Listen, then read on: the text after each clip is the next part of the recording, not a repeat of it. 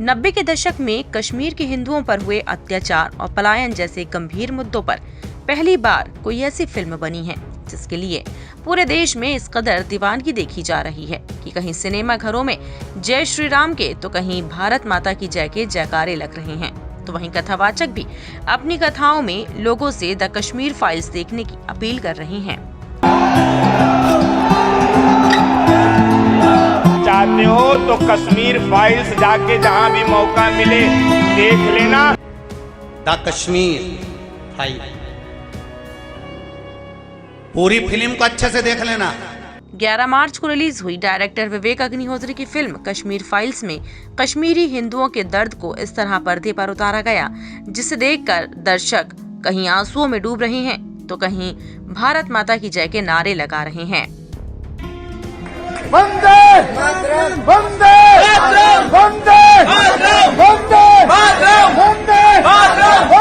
सच्ची घटना पर आधारित इस फिल्म का भले ही प्रमोशन ना किया गया हो, मगर कश्मीरी हिंदुओं के दर्द को दिखाती इस फिल्म का प्रमोशन तमाम देशवासी खुद ही करने में जुटे हुए हैं। तो वहीं कथावाचक भी अपनी कथाओं में लोगों से इस फिल्म को देखने की अपील कर रहे हैं। सोशल मीडिया पर एक ऐसा ही वीडियो इन दिनों वायरल हो रहा है जिसमें कथावाचक अपने श्रोताओं से द कश्मीर फाइल्स देखने की अपील करते हुए दिखाई दे रहे हैं। उनका कहना है कि अगर फिल्म देखना चाहते हैं तो कश्मीर फाइल्स जाकर देखो, आपको पता चल जाएगा कि क्या दुर्दशा हुई थी। कश्मीर के पंडितों की दुनिया के विषयों पर पिक्चर बनी, आज कोई पहली बार हिम्मत कर पाया कश्मीरी पंडितों पर पिक्चर बनाने की। कथावाचक ने जब अपनी कथाओं में कश्मीर पर जैसे कर्म देखते ही हिदायत दे रहे हैं तो आप समझ सकते हैं कि फिल्म को लेकर पूरे देश में किस तरीके का क्रेज है। आपको बता दें कि कश्मीरी हिंदुओं पर अत्याचार के मुद्दे पर तमाम पार्टियों के नेता भले ही कम बोलते नजर आए, लेकिन बीजेपी हमेशा मुखर होकर इन मुद्दों को उठाती रही है। यही वजह है कि बीजेपी शासित हरियाणा और गुजरात में को टैक्स फ्री कर दिया गया है। तो वहीं खुद पीएम मोदी ने इस फिल्म की टीम से मुलाकात कर उन्हें ऐसी फिल्म बनाने के लिए बधाई दी। आज आलम यह है कि तमाम सिनेमा घरों में छप्पर फाड़ कर भीड़ जुटी हुई है और तमाम शो हाउसफुल चल रही हैं। द कश्मीर फाइल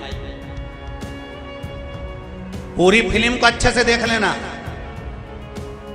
दूसरों से नुकसान नहीं हुआ, ये फिल्म बता रही है कश्मीर की कि हमारे अपनों ने हमें डुबो दिया। ये कश्मीर फिल्म बता रही है। दूसरों की सामर्थ्यता नहीं हो सकती तुम पर उंगली उठाने की।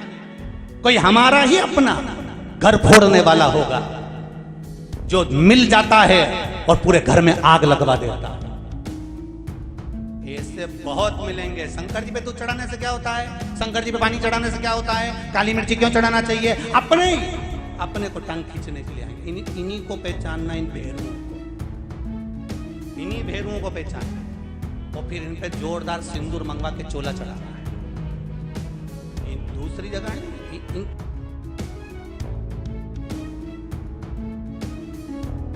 यदि आप देखना ही सिनेमा चाहते हो तो कश्मीर फाइल्स जाके जहां भी मौका मिले देख लेना। आपको पता चल जाएगा कि क्या दुर्दशा हुई थी इस देश में कश्मीर के पंडितों की, कश्मीर के नागरिकों की। आज तक 75 साल में छुपाया गया, उसको नहीं दिखाया गया। दुनिया के विषयों पर पिक्चर बनी, आज कोई पहली बार हिम्मत कर पाया है कश्मीरी पंडितों के ऊपर पिक्चर बनाकर दिखाने। देखो जाकर बोध हो जाएगा। बहुत मुश्किल होता है उस किरदार को प्ले करना जो आपने महसूस किया हो, बिकॉज महसूस करना जो है when you are performing that as an actor, सिर्फ महसूस करना काफ़ी नहीं होता है, बिकॉज आपको एक फिल्म के दायरे में एक्टिंग करनी है। तो इस फिल्म के दो पहलू हैं, as an actor and as a person. तो जहाँ तक पर्सन की बात है, आप कितना भी महसूस कर लो, अगर वो एक्टर अच्छा नहीं है तो वो पर्दे पर उस दर्द को, उस तकलीफ को नहीं ला सकता है। महसूस तो हम सब लोग करते हैं, हम सब लोग दुख महसूस करते हैं, हम तकलीफ महसूस करते हैं, खुशी महसूस करते हैं, हंसते हैं, रोते हैं, but everybody can't act it out.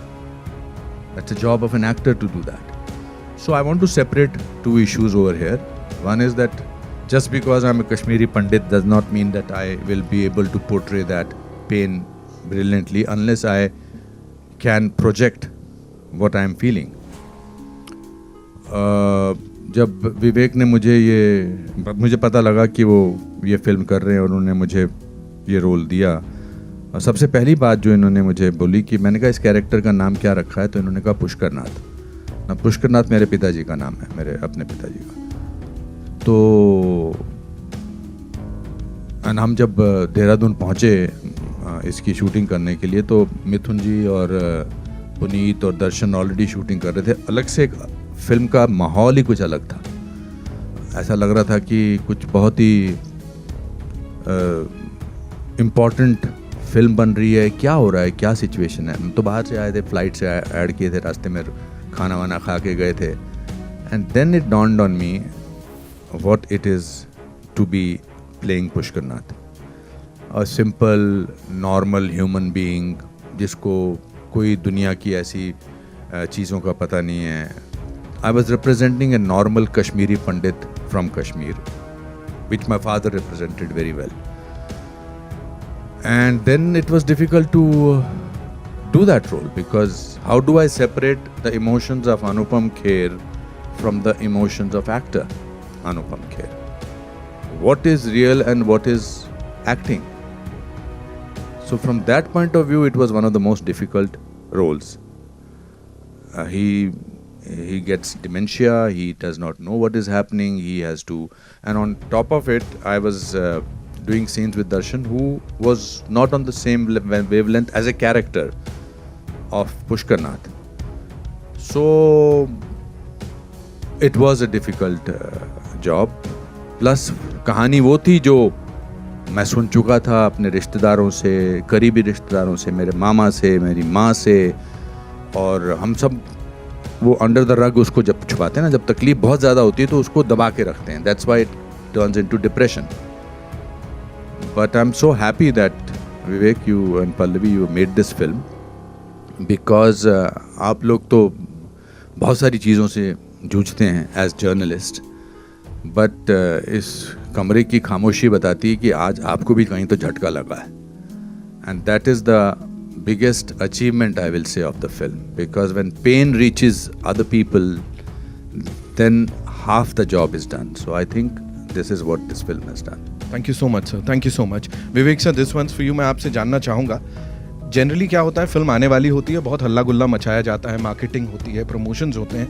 ये यदाकदाई देखने को मिलता है कि जब फिल्म का ट्रेलर आ चुका है, लोग खुद से उसको रिव्यू कर रहे हैं, लोग उसके बारे में बात कर रहे हैं. ऑर्गेनिक रीच जो कहा जाता है, प्लीज़ मेरे को उसके ऊपर थोड़ा बताइए, because I know you would not want to talk about that कि ठीक है यार सही जगह जा रही है चीज़, बट नहीं, ऑर्गेनिक रीच और जिस तरह से इसको लोगों ने एक्सेप्ट किया है उसके ऊपर प्लीज़ बोलिए कुछ. सच बोलूं? बिल्कुल सच बोलना है सर.